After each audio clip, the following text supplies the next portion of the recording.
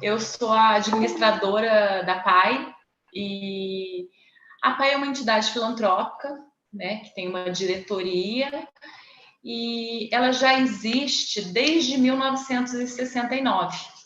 Ela foi fundada pela necessidade que alguns pais, pela necessidade que alguns pais tiveram na época de trazer para o município um lugar que pudesse amparar seus filhos com deficiência. Então, antes disso, eles iam para cidades grandes, Rio de Janeiro, São Paulo, e lá as crianças passavam pelos atendimentos e eles tinham que trazer isso para cá para facilitar. Eram pessoas que até tinham uma condição de fazer essa viagem, de ir até lá, mas eles perceberam que, como eles, muitos não tinham. Então, era necessário que aqui no município tivesse esse serviço. E foi assim que vários pais fundaram a PAI.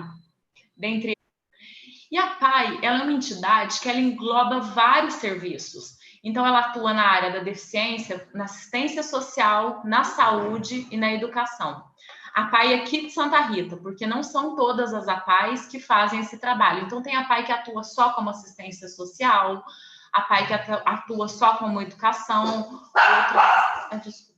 outras que atuam só na área da saúde. A nossa não. A nossa é uma PAI que é até muito bem reconhecida pela Federação das APAIs, porque nós conseguimos englobar todos esses serviços. Talvez por ser um município conseguíssemos desenvolver todo esse trabalho que nós realizamos, né? Então, hoje nós temos uma escola e essa escola atende cerca de 350 alunos. Na área da saúde, nós atendemos mais de 500 pacientes na área de fonoaudiologia, fisioterapia, terapia ocupacional, psicopedagogia, neurologia, pediatria. Um projeto que nós temos na PAI, que mesmo com a pandemia, a gente conseguiu dar andamento, é um projeto com bebês, que chama PIPA, Projeto de Intervenção Precoce Avançado. Esse projeto ele existe desde 2015 no estado de Minas Gerais. E foi uma sacada muito boa do governo quando estabeleceu esse projeto, né? E deu todo um modelo para as APAIs estarem trabalhando. Que quando a criança nasce, e ela nasce já com uma predisposição para apresentar uma deficiência futura, ou porque nasceu prematuro, pode já passar por uma equipe multidisciplinar.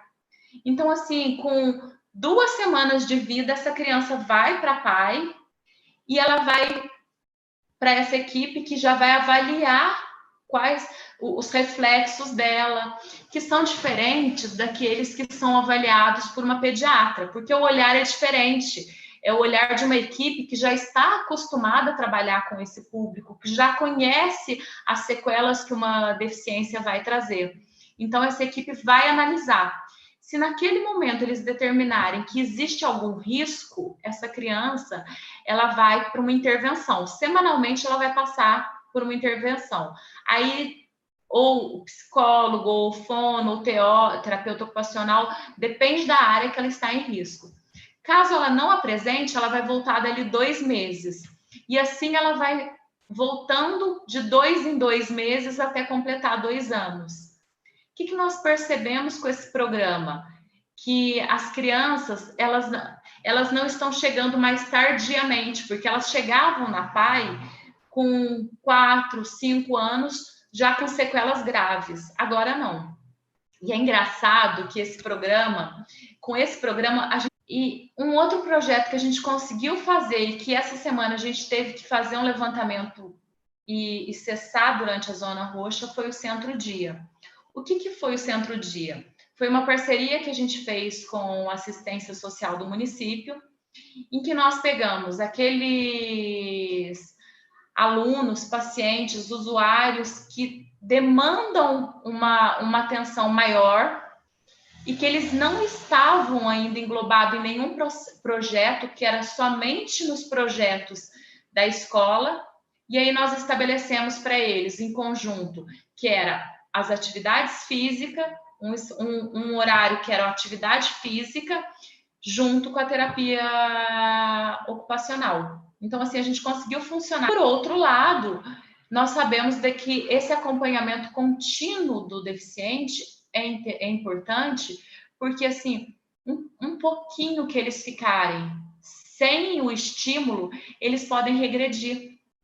E aí, essa regressão vai fazer com que, assim, se para uma criança normal ela vai perder um conteúdo, para o nosso não, ele vai perder uma atividade de vida diária que ele já tinha desenvolvido, que, por exemplo, às vezes tem crianças que elas perdem a possibilidade de um contato social, tem crianças que às vezes, muitas, elas só sabem, só tem comunicação com a gente lá dentro da PAI. Muitas crianças, elas não conseguem se alimentar sozinhas, então elas precisam daquele recurso que o terapeuta filhos. É realmente um absurdo. Então, nós temos uma mãe que ontem veio nos procurar, ela tem 2 filhos com deficiência e ela perdeu o benefício. E assim, e além disso, ela ainda perdeu as refeições que essas crianças tinham na PAI. Era durante o período que essas crianças estavam na PAI que ela fazia faxinas para ter uma renda extra. Então, assim, ela está completamente desamparada nesse momento. Então, nós temos visto muitas pessoas que estão passando por essas dificuldades agora. Muitos dos nossos pais, dos nossos famílias também. Então, assim, no começo da pandemia, o que a gente conseguiu ajudar em termos de cesta básica que a gente recebia, hoje a gente já não consegue mais, porque nós não temos verba disponível que possa pagar por essas cestas básicas para as famílias necessitadas. Então, hoje, o que nós temos de verba é para poder satisfazer o financeiro da PAI. Porque mesmo o serviço não estando funcionando em sua totalidade, os funcionários estão lá e a gente tem que pagar. Então, o salário deles a gente paga, as verbas trabalhistas continuam, os recursos tiveram que dobrar, porque nós mandamos mensalmente para os alunos kits educacionais, e nesses kits são enviados vários materiais concretos. Então, nós tivemos que adquirir muito material. Para ver um paralelo, esse prédio, assim, ele é um prédio muito grande, é um prédio que ele tem muitos jardins, ele é um espaço muito gostoso de se ficar. E um dia eu me lembro que teve uma entrevista com um dos fundadores, que é seu Bento, e foi perguntado para ele por que ele construiu esse prédio dessa forma, tão grande, e com esses jardins. E aí ele contou que quando a filha dele era pequena, ele ia para os hospitais do Rio de Janeiro para fazer os atendimentos dela. E que quando ele entrava naqueles hospitais, aquelas tudo branco, aquelas paredes apertadas, ele se sentia muito mal, porque logo associava a deficiência à doença. E não é. A pessoa com deficiência, ela não é uma pessoa doente. A pessoa com deficiência, ela é uma pessoa que processa as coisas de forma diferente da nossa. Então, o que ele queria, mas nós tivemos um programa lá na PAI que funcionou durante 17 anos, que foi um programa reconhecido internacionalmente, que chamava Inclusão ao Contrário. Ele nasceu em 1999 e ele durou até 2016, né? Ele finalizou em 2016. Durante esses anos todos, nós recebíamos na PAI crianças sem deficiência, porque em 1999 começou a se falar em inclusão, que precisava levar a pessoa com deficiência para a rede pública de ensino. Mas a gente não conseguia viabilizar. Era algo que, assim, a gente não conseguia encontrar meios com o ensino que a gente tinha na época de fazer isso. E foi quando a gente teve a ideia de fazer o contrário. Nós temos um prédio tão grande, por que não trazer as crianças para frequentarem os prédios aqui, para frequentar a escola aqui e vivenciarem essa inclusão junto. Então, nós tínhamos pessoas, crianças com deficiência e sem deficiência estudando juntas. O Estado e a Prefeitura eram nossos parceiros, mas quando chegou em 2016, o Estado ele decidiu que ele ia romper com essa parceria, porque ele entendia que a PAI só poderia receber pessoas com deficiência. foi muito para poder mudar o mundo com um olhar diferente. Então, aqui a gente conseguiu. Por nós, passaram-se 5.000 alunos ao longo desses anos todos. Eu acredito que a gente conseguiu fazer uma pequena parcela de diferença na vida dessas pessoas. Muito bacana, Renata. Você falou em autista, e você se lembra, eu fui o Papai Noel da Sim. PAI, acho que é 1 ano atrás, 2 anos, Uhum. e eu tenho até as fotos comigo, onde o Papai Noel estaria rindo, mas na realidade eu estava chorando, porque a alegria que aquelas crianças me traziam, dizem que a diferença entre o choro e o riso é muito pouca, tem gente que chora com um sorriso nos lábios, e aí eu fiquei sabendo que haveria 300 famílias com autistas na cidade. Esse número procede? Exemplo, há 7 anos atrás, nós tínhamos 4 autistas na PAI. Hoje, nós temos 52 autistas. É muito pouco tempo para essa diferença tão grande. Esses bebês que eu falei para vocês, que nós fazemos o acompanhamento desde pequenininho no programa de intervenção precoce, a PAI, nós temos a formação. Aí nós vamos para a geração acima de mim. A Rita Helena, ela foi fazer a formação de bebês, ela foi para a França e ela foi e fez uma formação de risco psíquico em bebês. Então, como descobrir que aquele bebê, quais são as características que aquele bebê apresenta para desenvolver um autismo, né? Então, ela foi, fez essa formação, continua em formação. A primeira questão da tecnologia, como é que ela pode ajudar, né? É uma ferramenta, né? A tecnologia é uma ferramenta, assim como agora com a pandemia a tecnologia está suportando várias ações, né, que não pararam, né? Então, até em alguns casos tendo sucesso por causa de questões, né, do próprio comportamento das pessoas. Tecnologia é uma ferramenta, então eu vejo que a tecnologia, o avanço da tecnologia pode ajudar em várias questões. Primeiro, descobrir a causa, né, desse aumento exponencial do número de pessoas autistas que estão aparecendo. Eu já tinha presenciado isso, tinha observado isso, na verdade, mais pessoas do espectro, né, emergindo muito rápido, e isso estava me preocupando, não como uma coisa ruim, mas como uma mudança, né, que tem que ser entendida, né? A nossa sociedade está acontecendo. Então, acho que a tecnologia pode ajudar a entender as causas, né? E aí a inteligência artificial entra nesse processo também, nos ajudar a diagnosticar as causas, se é agrotóxico, mas eu acredito que seja eu não sou especialista, tá? Mas eu acredito que seja um conjunto de fatores. Porque o autista não é deficiente, ele é diferente, ele funciona de uma maneira diferente. E eu acredito sim que a tecnologia ela vem agregar. Eu acredito que esse momento da pandemia ela está trazendo muitas descobertas. Então, assim, nós estamos descobrindo maneiras diferentes de funcionar também. Então, a gente não pode fazer censura em ideia, porque senão a gente não avança, né? As ideias vão sendo lapidadas. Eu acho que essa ideia do... Primeiro, vou comentar a ideia da moeda.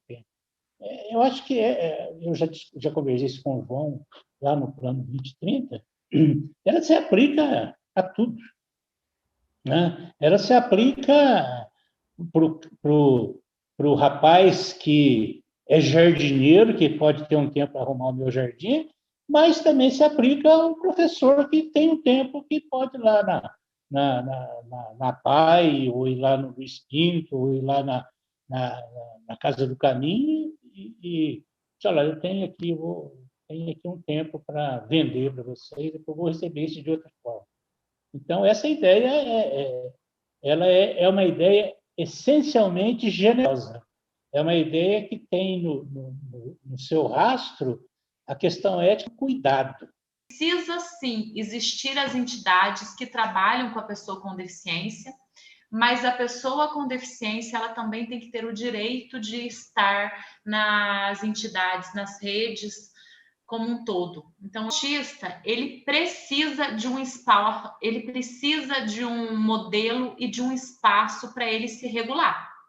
Então, se for para colocar uma criança autista dentro de uma escola com outras 1000 crianças, onde não exista um espaço para que ele possa fazer essa autorregulação, se não existe um preparo. Quando eu digo um preparo, não é o preparo só do professor, é o preparo de toda a equipe. Você tem que saber que aquela criança que está ali do lado, ela tem uma hipersensibilidade. Se ela tem uma hipersensibilidade, você falar muito alto, ou se todos falarem ao mesmo tempo, aquilo vai causar uma irritação muito grande, e aí ele vai entrar numa crise, e aí já vai se falar, o autista é um problema. Não, o autista ele não é um problema, ele funciona de uma forma diferente, ele precisa de um respeito.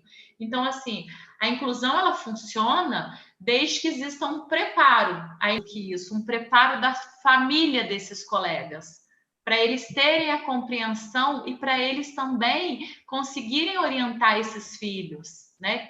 Que igual eu falei. Então, eu sou mãe do Giacomo, eu sou muito grata, Renata, por tudo, pelo Giacomo estudar na PAI hoje, por ela ter aguentado os meus estresses no começo, porque eu ia brigar com ela e ela me aguentava. Tem muita rejeição das escolas pelos alunos, pelos professores, que são leigos praticamente, quando vê uma criança autista, se assusta. Nossa, mas o que eu vou fazer com ele dentro de uma sala de aula com 30 alunos? E colocar seu filho doente? Aí eu falei, mas meu filho não é doente, ele não tem uma doença contagiosa que vai contagiar outras crianças, ele tem uma síndrome. Então, assim, é muita falta de informação para as pessoas. As mães, as próprias mães daqui de Santa Rita, isso acho que até a Renata está de prova, esconde os filhos, tem vergonha de levar os filhos nos lugares. Eu brigo muito com isso. E parabenizar essa geração que está aí, né?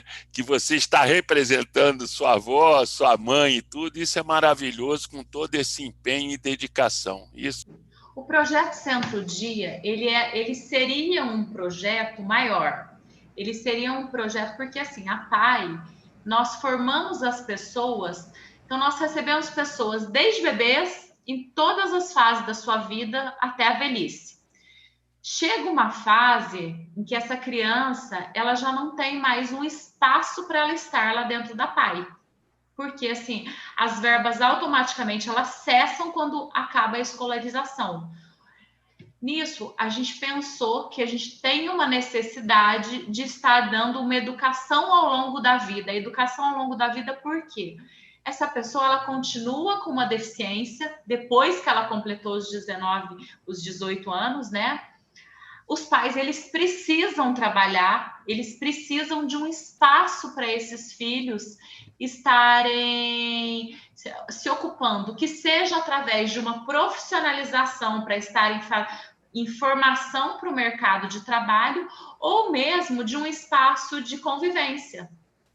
Com isso, a gente pensava em fazer esse espaço lá dentro da PAI, que seria num contraturno escolar. Com a pandemia, a gente não pôde atender. Então, o que nós fizemos? Inclusive, nós temos que cuidar das crianças para daqui a 50 anos ter um mundo melhor. Sim, eu gostaria também de agradecer por essa oportunidade e agradecer também a Eide pelo depoimento. Nós sabemos o quanto está difícil para os pais nesse momento e nós queríamos poder abraçar cada um e poder resolver todas essas questões. E logo a gente vai conseguir, se Deus quiser. Muito obrigada. Boa noite a todos. Boa noite. Parabéns, Fátima.